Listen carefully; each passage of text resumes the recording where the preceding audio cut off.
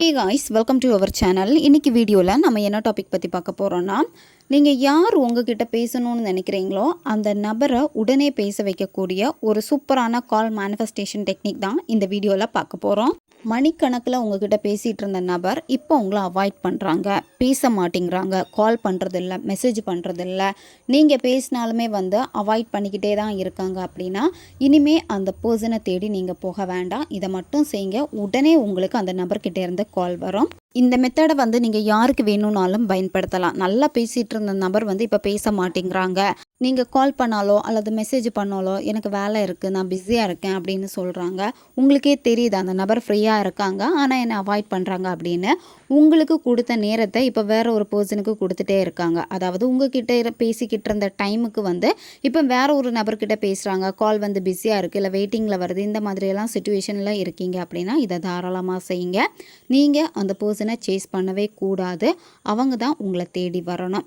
இந்த மெத்தடை நீங்கள் எந்த டேயில் வேணாலும் ஸ்டார்ட் பண்ணலாம். எந்த நேரத்தில் இந்த மெத்தடை நீங்கள் செய்யணும் அப்படின்னா, நீங்கள் இரவு தூங்க போகிறதுக்கு முன்னாடி இந்த மெத்தடை நீங்கள் செய்யணும். அந்த நபர் தூங்கக்கூடிய நேரம் உங்களுக்கு தெரியும் அப்படின்னா அந்த நேரத்தை பயன்படுத்திக்கோங்க. அவங்க தூங்கக்கூடிய நேரம் உங்களுக்கு தெரியலை அப்படின்னா நீங்கள் தூங்க போகிறதுக்கு முன்னாடி இந்த மெத்தடை செய்யுங்க. இந்த மெத்தடை அமைதியான ஒரு பிளேஸில் உட்காந்துட்டு தான் செய்யணும். யாரும் உங்களை டிஸ்டர்ப் பண்ணாத மாதிரி பார்த்துக்கோங்க. இந்த மெத்தடில் உங்களுக்கு தேவைப்படுறது ஒரு சின்ன துண்டு பேப்பரை எடுத்துக்கோங்க. ப்ளைன் பேப்பராக தான் இருக்கணும். அந்த பேப்பரை எடுத்துகிட்டு என்ன பண்ணணும் அப்படின்னா, அந்த பேப்பருக்கு 4 பக்கத்தையும் நீங்கள் சைடு கிழிச்சு எடுக்கணும் பேப்பரை, சரியா? அந்த சைடு கிழிச்சு எடுக்கிறப்ப பார்த்திங்கன்னா ஸ்ட்ரைட்டாக இருக்காது, கொஞ்சம் வேவ் மாதிரி வரும் சைடு நீங்கள் கிழிக்கிறப்போ, சரி? அந்த மாதிரி சைடு ஃபுல்லாக நீங்கள் கிழிச்சு எடுத்துக்கோங்க. அதுக்கப்புறம் என்ன பண்ணணும்னா, யார் உங்களுக்கு கால் பண்ணணும்னு நினைக்கிறீங்களோ அந்த நபருடைய பேரை எழுதுங்க. நீங்கள் அவங்கள என்ன நேமில் அதிகமாக கூப்பிடுவீங்களோ அந்த நிக் நேம் கூட நீங்கள் எழுதலாம். அல்லது மொபைலில் எப்படி சேவ் பண்ணி வச்சுருக்கீங்களோ அந்த பர்சனுடைய பேரை அதே நீங்கள் எழுதிக்கோங்க. இப்போ சிலர் ஹார்ட் சிம்பிள் மட்டும்தான் போட்டு வச்சுருப்பீங்க அப்படின்னா ஹார்ட் சிம்பிள் போட்டுக்கோங்க. அல்லது அவங்க பேரை கூட நீங்கள் எழுதிக்கலாம், சரியா? இந்த மெத்தடை நீங்கள் செய்கிறப்ப ப்ளூ கலர் பென் பயன்படுத்திக்கோங்க, அல்லது நீங்கள் ரெட் கலர் பென் கூட பயன்படுத்திக்கலாம். ரிலேஷன்ஷிப்பில் இருக்கிறவங்க ரெட் கலர் பென் பயன்படுத்திக்கோங்க. நண்பர்களுக்காக செய்கிறீங்க இல்லை வேறு பர்சனுக்காக பண்ணுறப்போ ப்ளூ கலர் பென் பயன்படுத்திக்கோங்க. இந்த மெத்தடை யாருன்னே தெரியாத ஒரு நபருக்காக செஞ்சீங்கன்னா வேலை செய்யாது. அதாவது உங்களுக்கு அந்த நபரை ரொம்ப நல்லா தெரியும், அந்த நபருக்கு நீங்கள் யாருன்னே தெரியாது, அப்படி இருக்கிறப்ப வேலை செய்யாது. நீங்கள் 2 பேருமே பேசி இருக்கணும், பழகி இருக்கணும், அப்படி இருந்தால் மட்டும்தான் வேலை செய்யும். இந்த மெத்தடை செய்கிறப்போ ஒரு கேண்டில் அல்லது தீபம் ஏற்றி வச்சுக்கோங்க. அந்த தீப ஒளியில் தான் இதை நீங்கள் செய்யணும். நீங்கள் செய்யக்கூடிய இடத்துல வேறு எந்த வெளிச்சமும் இருக்கக்கூடாது. நீங்கள் ஏற்றி வச்சுருக்கக்கூடிய அந்த தீபத்துடைய வெளிச்சம் மட்டும்தான் இருக்கணும். ரூமில் லைட் எதுவுமே போடாதீங்க. இந்த பேரை நீங்கள் பேப்பரில் எழுதி முடிச்சதுக்கப்புறம் என்ன பண்ணணும் அப்படின்னா, உங்களுடைய இடது கையில் இந்த பேப்பரை வச்சுட்டு வலது கையை அந்த பேப்பருக்கு மேலே வச்சுட்டு நீங்கள் க்ளோஸ் பண்ணிடுங்க. க்ளோஸ் பண்ணிவிட்டு உங்களுடைய கைகளை என்ன பண்ணணும் அப்படின்னா உங்களுடைய தொப்புள் பக்கத்தில் வச்சுக்கோங்க, சரியா? வெறும் தரையில் உட்காரக்கூடாது, ஏதாச்சும் விரிப்பு போட்டு தான் உட்காரணும். உங்களுடைய கைகளை நீங்கள் உங்கள் தொப்புள் பக்கத்தில் வச்சுக்கோங்க. கால் சம்பளக்கால் போட்டு மெடிடேஷன் பண்ணுற மாதிரி முதுக நேர ஸ்ட்ரைட்டாக வச்சு உட்காந்துக்கோங்க.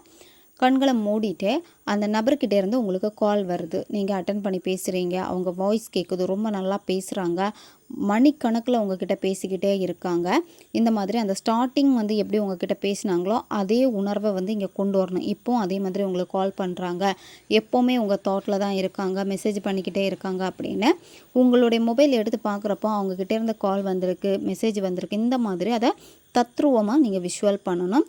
விஷுவல் பண்ணிவிட்டு அந்த உணர்வு நிலைகளை எல்லாமே நீங்கள் கரெக்டாக கொடுக்கணும். கரெக்டாக கொடுத்துட்டு உங்களுடைய நாக்கின் அடிப்பகுதியிலேருந்து உங்களுடைய சலவை எடுக்கணும். அதாவது எச்சில் எடுத்துட்டு அந்த பேப்பருக்கு மேலே நீங்கள் தடவணும். பேர் எழுதி வச்சுருப்பீங்கள்ல, அந்த பேருக்கு மேலே நீங்கள் தடவணும்.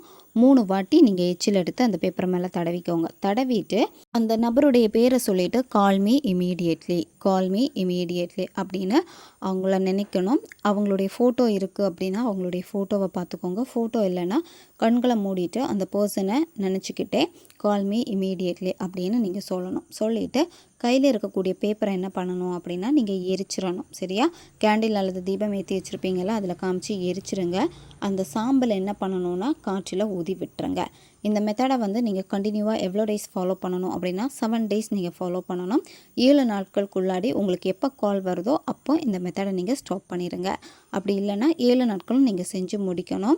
இப்போ உங்கள் பர்சன் வந்து ரொம்ப ஈகோ பிடிச்ச பர்சனாக இருக்காங்க, உங்களை விட்டு ரொம்ப விலகி இருக்காங்க, ரொம்ப வெறுத்து போயிருக்காங்க அப்படின்னா இது வந்து கொஞ்சம் டைம் எடுக்கும். உங்களுடைய எனர்ஜியை பொறுத்து தான் வேலை செய்யும். அதாவது உங்கள் பர்சனை விடையுமே உங்கள் எனர்ஜி வந்து ஹையாக இருக்குது, உங்கள் வைப்ரேஷன் ஃப்ரீக்குவன்சி ஹையாக இருக்குது அப்படின்னா உடனே உங்களுக்கு கால் வரும்.